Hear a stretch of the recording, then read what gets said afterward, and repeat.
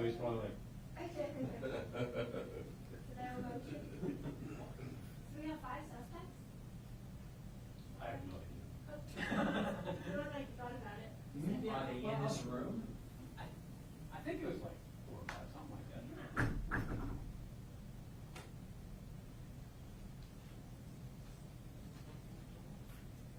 Well, she says they're walking, but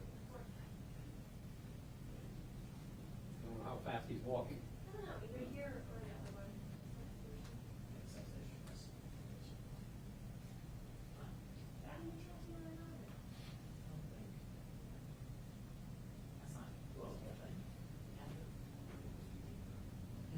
Yeah, Keith, I would say go ahead and you can go ahead and start Facebook Live. No, I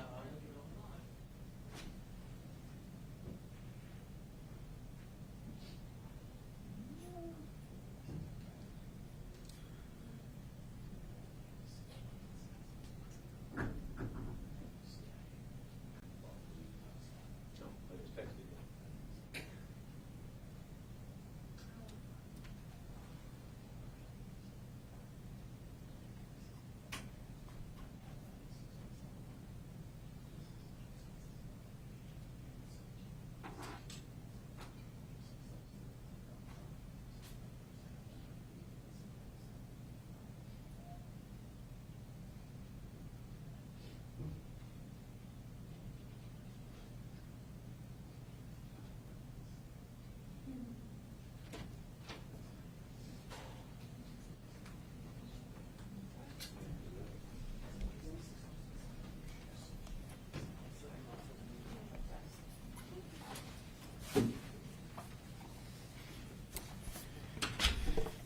Hello, everyone. Thank you for being with me on this Monday so that we can update you concerning a horrible event, a murder that occurred up in the northeast area of the county. It's the Davenport area. And let me tell you just an overview of what occurred. On April the 8th, one of our suspects rented an Airbnb on Acorn Drive in the Solitaire subdivision in order to sell trafficking amounts of marijuana, cannabis. You know, that low-level, nonviolent drug everybody talks about? That's right. So for the next few days, they're selling trafficking amounts of marijuana. Then a horrible thing happens about 8:30 at night on April the 13th. There are people coming and going from this Airbnb and buying marijuana, and 2 suspects come into the Airbnb about 8:30 at night. 5 minutes later, they're leaving in a hurry. One of them's clearly carrying a gun. The other is carrying something else in his hands. We showed you a video of 3 people carrying what is our deceased victim out of the door. The deceased victim's parents gave us permission to release his name. It's Xavier Johnson. He's only 29 years of age. That's right. He was there, and part of the operation of selling marijuana, and he was killed. He was brutally murdered. He was shot. But he wasn't dead at the scene. So the 3 people who we needed to identify took him out of the house and dropped him off at the Heart of Florida Haines City Hospital. And then they fled. So we needed to know who they were. We needed to know who the other 2 who fled were. So when we start this investigation, we have a person that's in exceptionally critical condition and ends up dying from a gunshot wound, but we don't even know where the murder took place. The Haines City Police are there with us, and we can't determine where it is. We thought, well, heck, there's a greater probability that it's in the county and even if it's in the city, it's still in the county. So we began the investigation. As we're working our way through the investigation, we receive information that our critically injured person has died. But guess how we found the crime scene? The owner of the Airbnb looked on the security cameras and saw this traffic in and out of her house, saw this apparently deceased or very seriously injured person being carried out, and she called us. And that's how we found the crime scene, because the owner of the house in another state looked at the security camera. Our detectives started to work, and they worked throughout Easter weekend. You know, over Easter weekend, the Easter Bunny brings presents. Well, we got a present for Justin Jenkins. We arrested him for murder. That's right, this is what a murderer looks like. Justin Jenkins is 29 years of age. He was also with another person. We need our homicide sleuths, our social media sleuths, to help us identify who was with Justin. We're going to release another clip, another video clip. Find out who this person is. Be the one who calls us, gives us a positive ID, and you can get $5,000. Because you see, we want Justin to have company in the county jail. Kind of like Easter eggs in a basket. We got one egg in the basket. We need more eggs in the basket. There's lots of work to do. So Justin, what do we know about him? 35 previous felony charges, 20 previous misdemeanor charges, a total of 55 previous criminal charges, and at least 3 trips to state prison. Justin Jenkins is a bad man. He's a murderer, but he's not alone. We'll let you decide after looking at the video. It appears to be his partner is a Hispanic male. But you make the determination when you call us and say, hey, here's his running buddy. Here's who's with him. Jenkins was located at 2440 South Palmetto in South Daytona Beach in Volusia County. He's from Eustis, Florida. When our detectives called Eustis over the weekend, the holiday weekend, they got a hold of a corporal. The corporal said, oh, we all know the Jenkins. Yeah, we know him real well. He's a bad man. He's a murdering man. So help us finish solving this crime. The investigation is still well underway. We're not going to release any other details of the crime or what we know, and we know more than we're saying today. But what we don't know is who Jenkins' associate was that night. We have the other 3 identified. They're under investigation. The people who rented the house, they're under investigation. This case is far from over. But what we need is his partner that helped murder someone. That's right.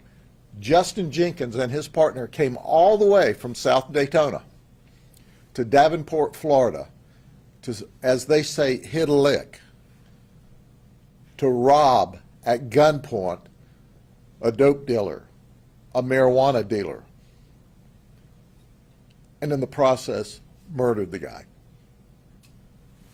So, Mr. Jenkins and the other person you're looking for, they're in a different video than the one with the body being carried out? Those are 3 different guys? That's correct.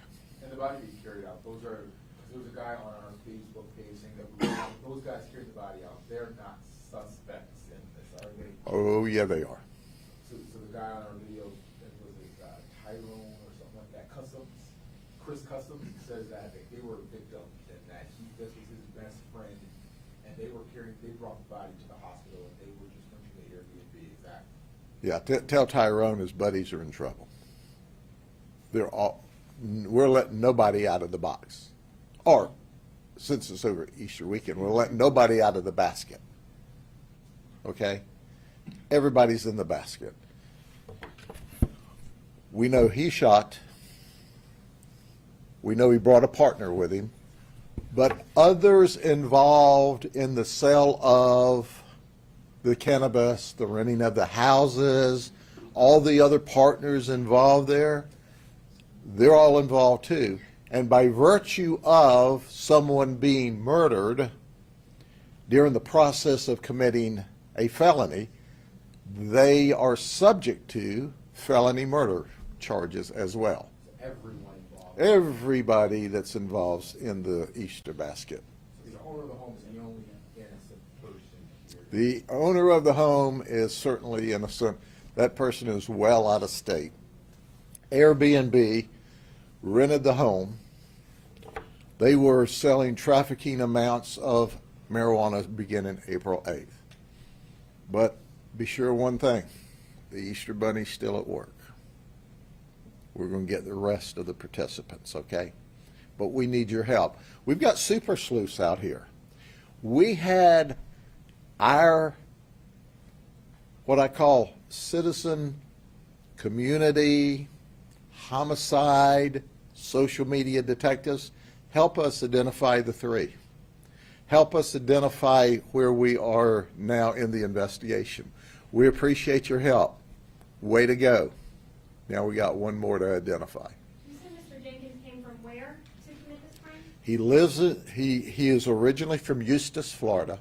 He lives in South Daytona Beach. That's the town, about 5 square mile town. He lived on Palmetto Avenue. And he was arrested in that area as well? Yes, and Volusia County helped us, and we served a search warrant with a SWAT team in order to search the residence and take him into custody. And the victim was renting that property. Was he one of the renters, the victim? Which victim? Xavier Johnson? That part of the investigation is still underway. He himself did not rent that property, But he was staying there. but he was a part of it.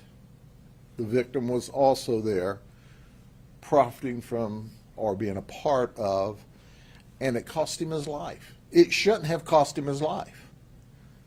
So that's why when you see me up here extremely animated about people trying to tell you that drugs and marijuana is a low-level, nonviolent crime, well, just gag me with a pitchfork. That is baloney. Because here is an example where our victim, yeah, he was wrapped up in that, but he shouldn't have been murdered. He shouldn't have been killed. But they went there, they didn't care. They went there to hit a lick. They went there to murder people, if that's what it took, to rob at gunpoint. And for whatever reason, that's exactly what they did. And they didn't care. He didn't care that he killed our victim. How many people total were staying in that house? Well, there's several. And we don't know that we've got all of the total. We know that at that moment in time, that snapshot, there was as many as 5 to 7 to 8 people that were in and out. We're still sorting through the details. And once again, there's criminal liability and culpability if you're actively involved in committing a felony crime and someone gets killed, and that's what happened. On the video that we're carrying the body out, those people were We are still investigating that. They are suspects. Yeah, people are asking in our comment section right now in the stream the connection between Jenkins and those 3 men in the video. Jenkins and the person he came with, you'll see that video, okay? They came and left together. We are still working on the investigation, so we can't say there's not a connection to the other three. We just haven't established that at this point in the investigation. So Jenkins was the gunman, I assume, and what did the other guy do? Jenkins might have been the gunman, or the other guy might have been the gunman. They both had guns. That's why we have to get the other guy into custody. And just to be clear, there's a $5,000 reward for the other guy, but what about for the three carrying the body out? Well, we don't know yet, because we've got to unravel that part of the investigation. And you've talked to those three of you talked to, right? The one guy that's on our Facebook page says he was released and he was fine. And he's saying our articles were on Chris Customs or whatever. He's like, I'm fine. If I was a suspect, I would still be in jail or whatever, but you know where those guys are. He doesn't know what he doesn't know. Is there a video of the entire incident? There's videos as they came and went. But nothing of the incident inside the home? No, not that we're aware of. How many times was he shot? We're not releasing that. But here's the interesting thing. There's some rotten eggs we still have to get. Okay? Help us out. And there may be more that we don't know.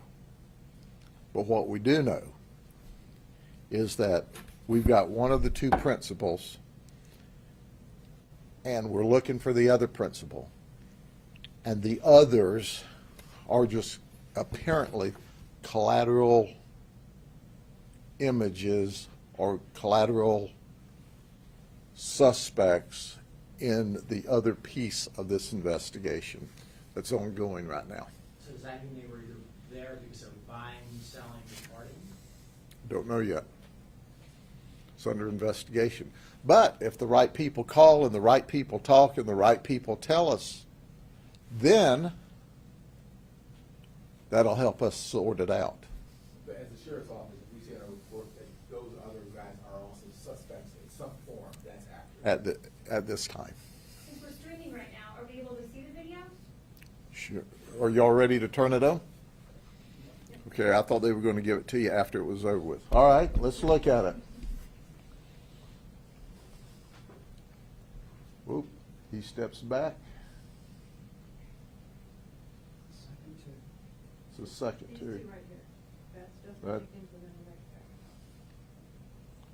The second one with the mask on is who we have not identified yet. Who's the first person?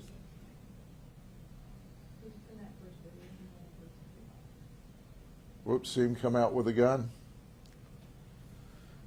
So the suspect who went in with a face mask and came out with a gun in his right hand is the one that's not identified. We can show that again, okay? But, sure, who's the first guy? He is involved in the investigation. He's in the first video we released. We're not, okay, that's the guy we want right there. And about 5 minutes later is when they came back out. There he is. See, he's putting something up. The other one's got his. All right, Super Sleuths, you've seen it. Now tell us who it is, and we'll be one step closer to wrapping up this investigation. This one is very interesting. Any other questions? Thank you very much. Have a good day.